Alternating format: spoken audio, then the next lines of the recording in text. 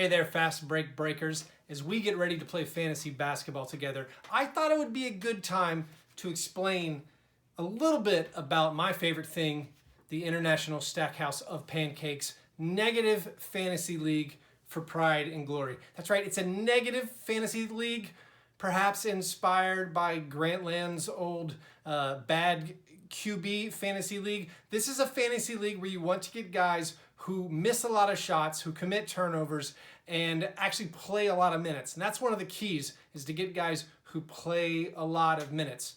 If you are confused about the scoring, when you go on to Fantrax, you can look under league settings, see the scoring breakdown, but I want to give it to you just a general explainer as far as strategy and to look at some of the top scores for the last few seasons. So this league, it's a points league where your goal as a team is to have your players and they all are assigned to score based on the stats they produce, and then you play your opponent and whoever has the highest score wins. And again, you get points from your players doing bad things. You get points from missed shots, turnovers, fouls, and then also, like I said, minutes played.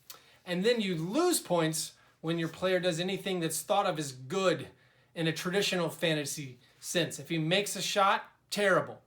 Makes a three-pointer, devastating. Steals are bad, blocks are bad, rebounds are bad, free throws are bad. I think you got it. So, reminder, you want, these things are good. Turnovers, missed shots, fouls, technical fouls, incredible. Ejections, you get a bonus. And the important one, minutes played. And then bad, you want to avoid guys who make shots, people who score, assists, rebounds, steals, blocks. All those things are terrible.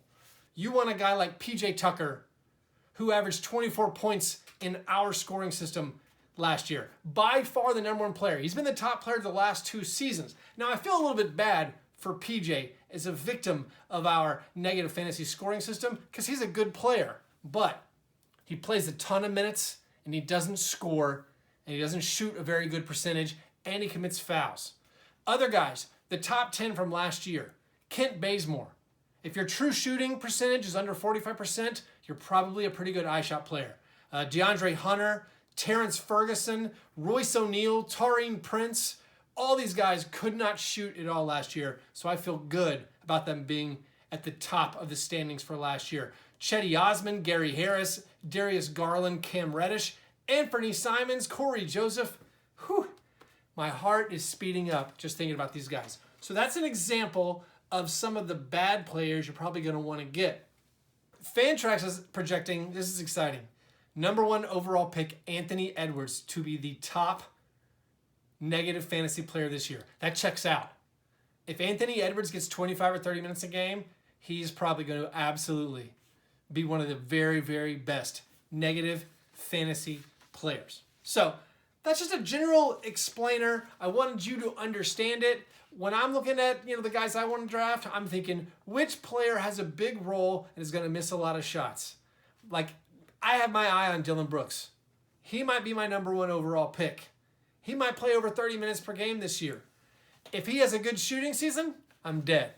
If he shoots around 40% again, those are going to be some pretty solid stats. So a reminder, things you want: minutes played, you want turnovers, you want missed shots, fouls, and techs. Bad things to avoid: players who make their shots, get assists, rebounds, steals, and blocks. I hope that's a helpful explainer. I'm excited. I love the ISHOP Negative Fantasy League. And again, if it's all too overwhelming, you can just close your eyes and randomly select players, and it's not a terrible strategy because we don't know what's actually going to happen. Anyway, hope you play fantasy basketball with us. Thank you, Patreon supporters, for supporting the show. See you guys.